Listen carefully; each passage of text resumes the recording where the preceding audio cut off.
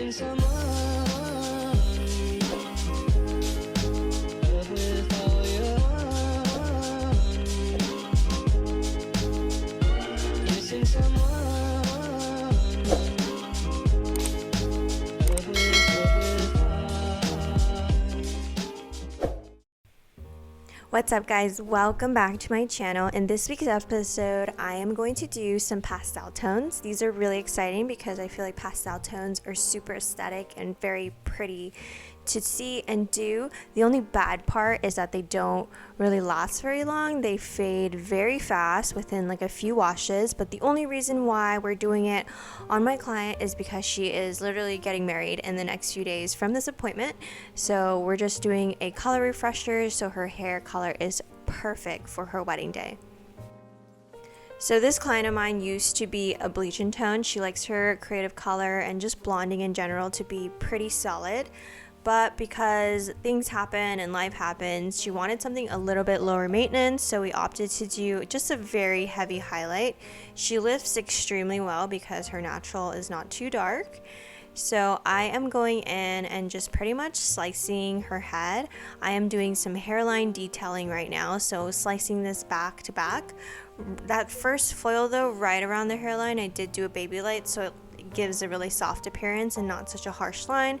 And then everything after that I pretty much just like solid slice, and I do leave some negative space, like slight depth in between my slices, but again I'm just trying to maximize the amount of blonding that she gets because she is so used to being a bleach and tone. I want the effect that this color is more solid, so I do alternate doing like a heavy weave and slicing, but for the most part, a lot of this will just be some slicing.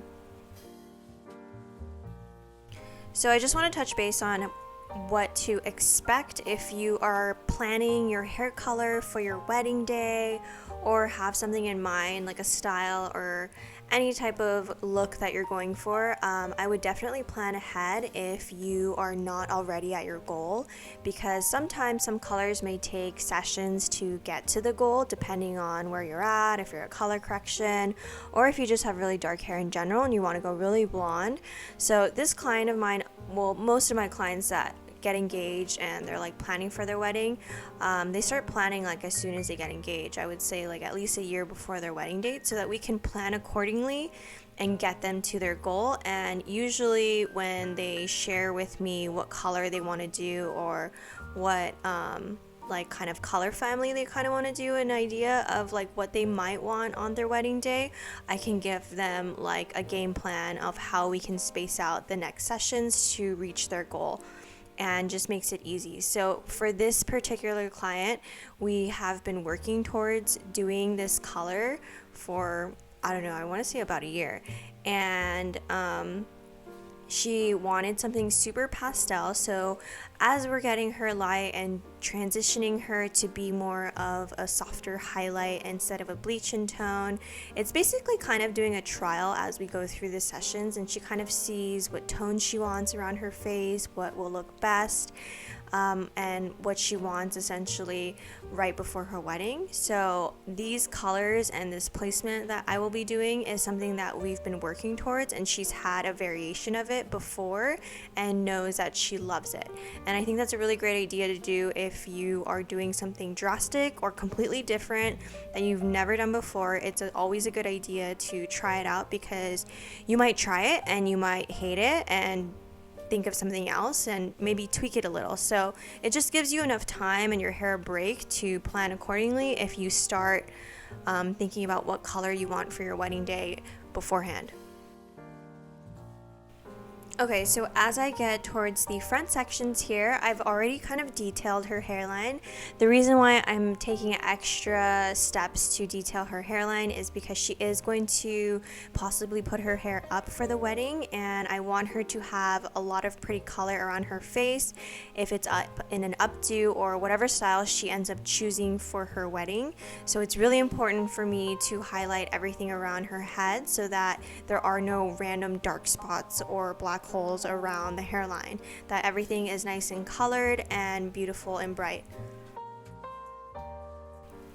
One key thing that I would always recommend if you're transitioning someone who is really used to being a bleach and tone to something lower maintenance like a highlight client, I would highly recommend doing slices with no negative space around the money piece area so that they at least feel or have some like solid color on their face as you start to add dimension in the back.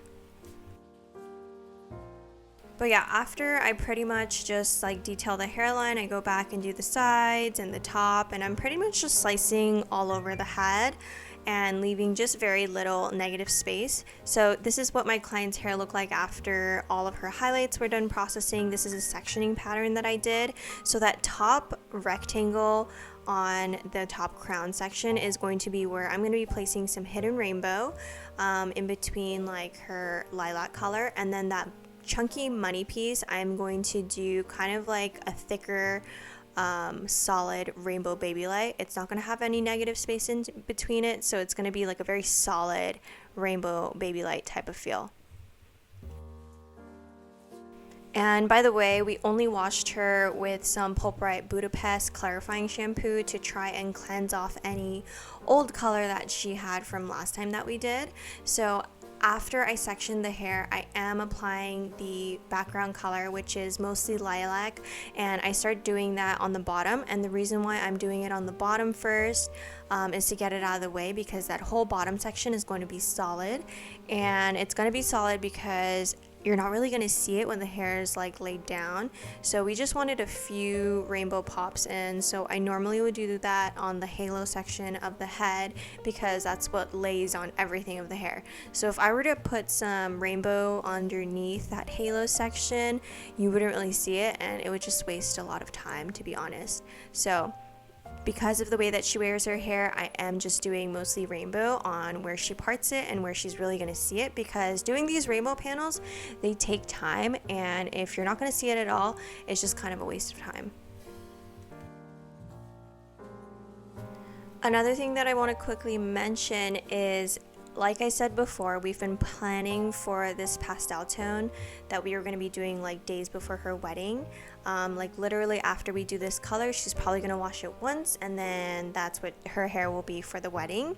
So as we were trying out different shades of like purples that she might want to do, whether she wanted to do a more blue purple or a pinky purple, I just made sure whatever the last purple was before this session, right before her wedding, it needed to cancel out whatever color she had on her hair.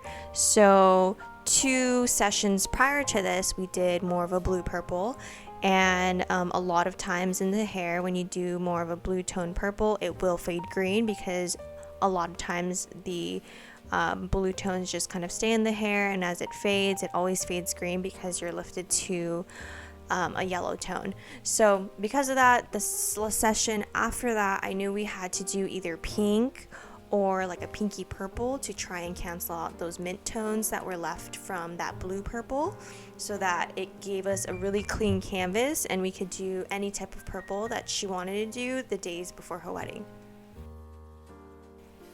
Okay, so as I'm doing her rainbow money piece section, I'm just going in with my pastel tones, and I am using the Pulp Right semis, and I use pretty much mostly the neon line and just diluted the colors with clear. I chose to do the neons because they're nice and bright, and I knew that we were going to do something very pastel, so I wanted something that was light but still bright enough, because if I used the other colors, I feel like it wouldn't show as much even though they were pastel. I wanted something that would like really show and pop, so I felt like the neons would be perfect for that. So whenever I do any type of rainbow paneling like this in front of the face, I always like to over direct like opposite from wherever the hair lays, because it gives more of a blend the more you over direct. So as I'm over directing, and then when the hair lays like around her face and on the sides, the lines will definitely blur out and blend a lot better. And then another thing that I like to do is just keep checking where each color starts. So since I started on the sides and I moved on to the front money piece, I am checking the sides to make sure that the pinks kind of start in the same area and like the blues start in the same area, just so that everything looks cohesive. And then once I'm doing the money piece on this section, I'm going to move on to that top halo section where that rectangle is. And as I do that, I am doing more of that rainbow baby light effect. So I will do a very thin slice of the background lilac color.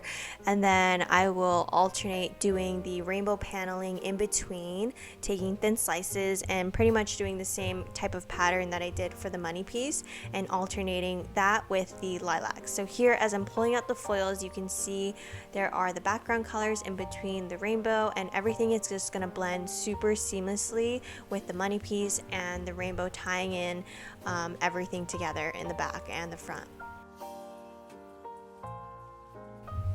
Also, before rinsing out this entire color, I did let her sit for a full 25 minutes at room temperature. And I'm not worried about the colors or the rainbow colorful colors bleeding at all, because these colors are very light, and that is the beauty of using Pulp Bright semitones, is you really don't have to worry about these colors bleeding, unless of course you're using like a really dark color like Noir or Velvet or Nightfall.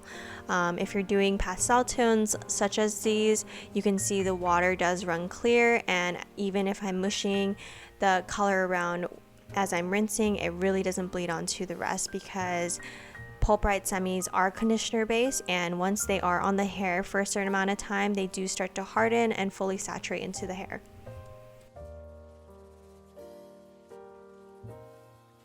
Also, since we pretty much shampooed her really well after doing the whole lightening service, we are just going to be rinsing out the color with ice cold water. I never really shampoo this color out because it's not really recommended to shampoo the hair right after doing a semi overlay.